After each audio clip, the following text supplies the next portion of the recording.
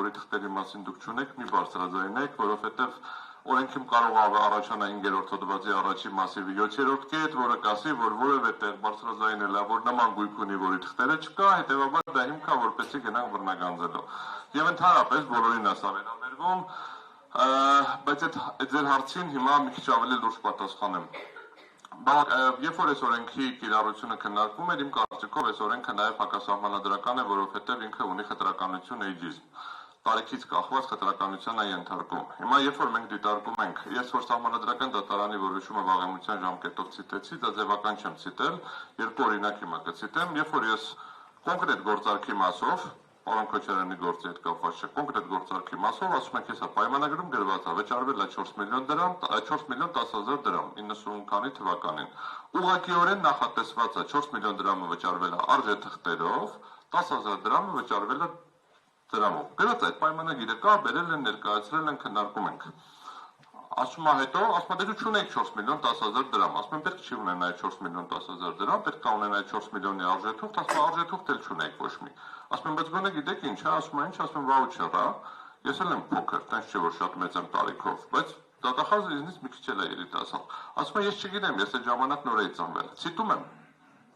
ցիտում եմ, սա ոչ թե ուռճացնում եմ, ոչ թե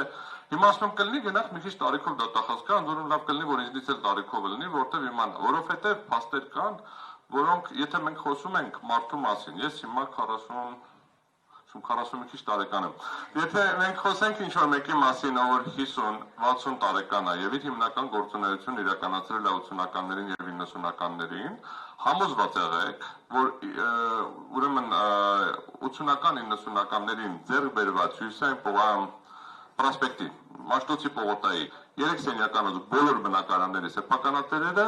չունեն ապացույցներ, որ այդ գույքը ձեռք են բերել օրինական փողերով։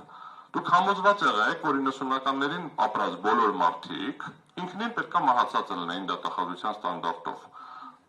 Դե տենց է ստացվում, այսինքն ասում եմ դու օրեր ստացել ես այսքան, աշխատավարձ նվազագույն զամբողահաշման պարտքես մնացել։ Ուղղակիորեն պիտի մահացած լինեինք բոլորս։ Ակնհայտ է, չէ՞ որ օբյեկտիվ իրականության մեջ մահացած չենք, կենդանի ենք բոլորս։ Նշանակում է ինչ որ ձև ապրել ենք, կամ ազգը ամբողջությամբ ապօրինի է, կամ իրականում օրենքն է սխալ։ Ես ավելի հակված եմ երկրորդին։ Հիմա երբ որ վերադառնում ձեր կոնկրետ հարցին, ես գտնում եմ, որ սահմանադրական դատարանի որոշումից անկախ Ռոբերտ Քոչարյանի եւ ընտանիքի անդամների գույքերը չէին կարող բռնագանձվել, որովհետեւ արկա է բոլոր հիմնավորումները։ Այդ դատական հետքուլին չեն կանցել։ Եվ ես գտնում եմ, որ անկախ նրանից, որ իր մոտ արկա է բոլոր հիմնավորումները, որևէ անձ ներառյալ Ռոբերտ Քոչարյանը եւ ընտանիքը պարտավոր չի դատական գործընթաց անցնի եւ ապացուցի իր կյանքի ընթացքում ձեռք բերված գույքի օրինականությունը կամ ապօրինությունը, եթե մենք չենք որոշում ընդունում ոչ թե ինչ-որ sense ընտրովի process իրականացնել, այլ ինչ-որ գործընթաց չի տեղի ունենում ընդհանրական ամբողջ ազգի բոլոր մարդկանց առանց քրեական գործի, առանց ոչ մի բանի, ինչ-որ մի հատ օբյեկտիվ ստանդարտով պայմանական անունը դնեմ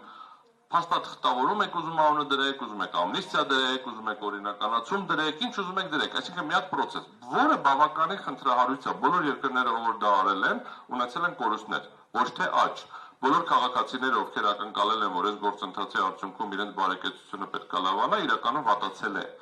Այդ բոլոր մարդիկ էլի լավ են մնացել, մնացածինը վատացել է։ Դրա համար ես վերադառնալով հարցին, ես բոլոր գործերով, այդ թվում նաև երկրորդ նախագահի գործով, բայց բնացած բոլոր գործերով միջնորդելու եմ, որ ըստ էության մերժվի, այցադիմումները, մանդ ձևակերպումները, որը կլինի կքննարկենք, կհամաձայնեցնենք, բայց չի կարող այս վարույթները շարունակվել։ Սա զուտ որպես մոտեցում, բայց ես նորից վերադառնալով ոչ մեկին չասեք 50 միլիոնից ավել ձեր գույքի մասին։